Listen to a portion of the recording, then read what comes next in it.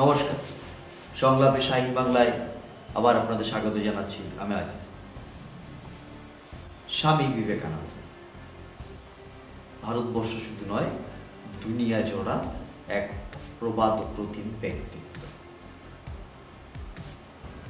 আমাদের গর্ব, আমাদের অহংকার স্বামীজি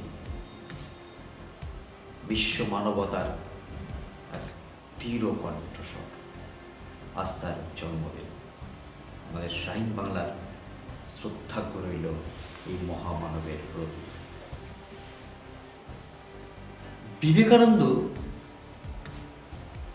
কোনো ধর্মের মানুষ বলে আমরা মনে করি না। আমরা সোজা কথাটা সোজাভাবেই বলবার পক্ষে। বিবেকানন্দ সমগ্র মানব জাতি, শুধু ভারতবর্ষের মানুষ নয়, বিশ্ব মানবতার যে সত্তাবোধ, সেই সত্তাবোধের একমাত্র শ্রেষ্ঠতম উত্তরাধিকারী হচ্ছেন স্বামী বিবেকানন্দ। কোনো ধর্মকে তিনি রিয়াত করেননি, ধর্মের অন্ধকার কুসংস্কারগুলোকে তিনি রিয়াত করেন, এবং যে কারণে তিনি দৃঢ়কণ্ঠে বলতে পেরেছিলেন, গীতা পড়ার চেয়ে ফুটবল খেলা অনেক না। বিষয়টাকে এইভাবে আমরা কখনো দিচ্ছি না যে গীতা পড়া বাদ দিয়ে ফুটবল খেলুন, তা প্রথমে শারীরিক গঠনকে সুদৃঢ় করতে হবে, তবে মানসিক গঠন দৃঢ় হবে। ধর্ম কখনো বিভেদের বেড়াজালকে প্রসারিত করে না, ধর্ম বিভেদকে দূর করে। এটাই বলতে চেয়েছেন স্বামীজি। সে কারণে অকাট মূর্খ কতগুলো ধর্মভীরু মানুষ, ধার্মিক মানুষ না, ধার্মিক মানুষ বলবো না, ধর্মান্ত মানুষ, যারা নিজের ধর্মকে ভালোবেসে অন্যের ধর্মকে হিংসে করতে শেখায়, ঘেন্না করতে শেখায়, সে যে ধর্মই হোক, খ্রিস্টান, বৌদ্ধ, জৈন, হিন্দু, ইসলাম, সেটা কখনো কোনো ধর্ম হতে পারে না।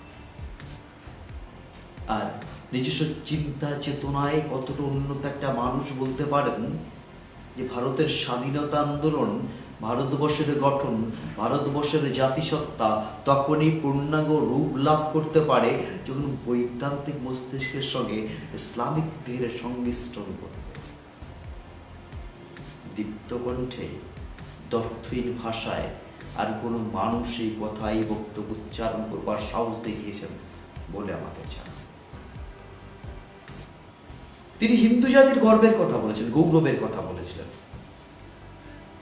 নিঃসন্দেহে হিন্দু জাতির গৌরবের কথা বলেছেন, কোন ধর্মের নয়। এজ এ নেশন, হিন্দুস্থানে যারা বসবাস করে তারা হিন্দু। এই যে বক্তব্য, এই যে বাক্য, অনেকের অনিচ্ছা সত্ত্বেও এটা ঐতিহাসিক সত্য। তিনি সেই জাতির গর্ব করার কথা বলছেন। তাহলে এমন মানুষ কখনো বলতে পারে? কখনো কুমারী পূজার নাম করে কোনো মুসলিম তরুণীকে কুমারী পূজা করতে পারে? মুসলিম জেলের হাতে তেঁতুল জল খেতে পারে? আবার এই মানুষটি গোরক্ষিণী সভার যারা কর্মী ছিল তাদের প্রায় মার করতে উঠে গেছিলেন। ধার্মিক ছিলেন স্বামীজি, ধর্মান্ধ ছিলেন। সে কারণে তিনি বলতে পেরেছিলেন, আফটার রামকৃষ্ণ দেবা আই ফলোস বিদ্যাসাগর। বিদ্যাসাগর চরম নাস্তিক পণ্ডিত হিসাবে যিনি 19 শতকের বাংলায়, 19 শতকের ভারতবর্ষে যথেষ্ট খ্যাতিমান। স্বামীজি আমাদের গর্ব। অনেক অনেক গল্প কাহিনী তার জীবন দর্শন জুড়ে আছে।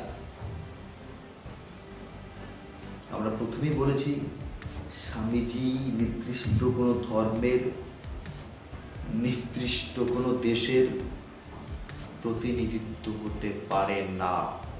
স্বামীজি বিশ্ব মানবতার প্রতীক।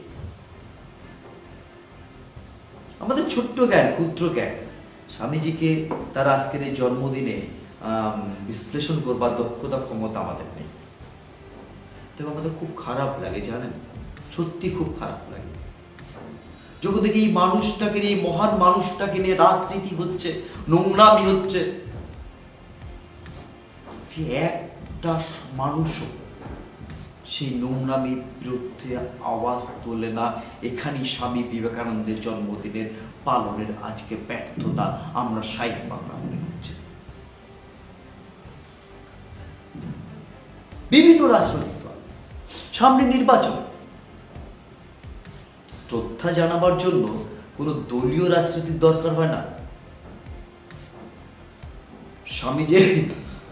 স্বামীজিকে কেন্দ্র করে, স্বামীজির প্রতিমূর্তি নিয়ে বিভিন্ন রাজনীতির নেতারা আজকে মঞ্চে অবতীর্ণ। লক্ষ্য ওই নির্বাচন। স্বামীজির প্রতি ভেবেছেন বাংলার মানুষের দুর্বলতা? না, স্বামীজির প্রতি গোটা দেশ জাতি দুর্বলতা। আজকে যারা স্বামীজিকে রাজনীতির ময়দানে টেনে আনছেন, যারা স্বামীজির আদর্শকে ধুলণ্ঠিত করছেন, যিনি নরের মধ্যে নারায়ণের অস্তিত্ব লক্ষ্য করেছেন, যিনি তার ধর্ম বিস্তারের মধ্য দিয়ে বেদান্ত দর্শনকে স্বীকৃতি দিয়েছেন, বর্ণভেদের তীব্র বিরোধিতা করেছেন, সেই স্বামীজিকে যখন রাজনীতির ময়দানে টেনে এনে তার জন্মদিন পালন করা হয়, সেটা সমগ্র জাতির লজ্জা হওয়া উচিত। না, নির্দিষ্ট কোনো দল, রাজনৈতিক সংগঠন এর বিরুদ্ধে আমাদের কিছু বলা নেই। আমরা শুধু এটাই বলবো, আপনারা যতই স্বামীজিকে নিয়ে টানাটানি করুন না কেন, যতই স্বামীজির আদর্শকে নিয়ে ভুলুণ্ঠিত করবার চেষ্টা করুন না কেন, স্বামীজিকে কখনো টেনে নিচে নামাতে পারবেন না। স্বামীজি চড়িয়ে আছে হৃদয়ে, স্বামীজি ছড়িয়ে আছে দেশের সমগ্র গভীর থেকে গভীরতায়। রবীন্দ্রনাথের সেই উক্তি, if you want to know India, study Vivekananda. কি অদ্ভুত অনুভূতি রবীন্দ্রনাথের, কি অদ্ভুত বিশ্লেষণ রবীন্দ্রনাথের। গোটা দেশটাকে যদি জানতে হয়, গোটা দেশের মানুষগুলোকে যদি জানতে হয়, গোটা দেশের মানুষের সংস্কৃতিকে যদি জানতে হয়, গোটা দেশ ঘুরবার দরকার নেই, গোটা দেশের মানুষগুলোকে জানবার দরকার নেই, জাস্ট একটা মানুষকে জানো, বিবেকানন্দকে জানো। সেই জানার পরিধিটা আমাদের কত কত সংকীর্ণ। সেই মানুষটাকে নিয়ে আজকে রাজপথে নোংরামি হচ্ছে, সেই মানুষটাকে নিয়ে আজকে দল, দ্বন্দ্ব, বিতর্ক তৈরি করছে। কে বলছেন গর্ব সে কহো হাম হিন্দু হ্যায়, আপত্তি নেই, আপত্তি নেই। আমরা প্রথমেই বলেছি স্বামীজি কোন হিন্দুত্বের কথা বলছেন। পৃথিবীর শ্রেষ্ঠতম হিন্দু বলে যদি কাউকে চিহ্নিত করি আমরা, অবশ্যই স্বামী বিবেকানন্দ। তার জন্য তাকে কোনো সম্প্রদায়কে ঘৃণা করতে হয়নি, তাকে কোনো সাম্প্রদায়িক বিদ্বেষ সরাতে হয়নি। এই বোধটুকু আজকের হিন্দুত্ববোধে উত্তীর্ণ মানুষগুলো, এখানেই স্বামীজির জন্মদিন পালনের ব্যর্থতা। ভালো থাকবেন স্বামীজি। আমরা শাহীন বাংলা আপনার সঙ্গে আছি, আপনার পাশে আছি। আপনার দেখানো পথ,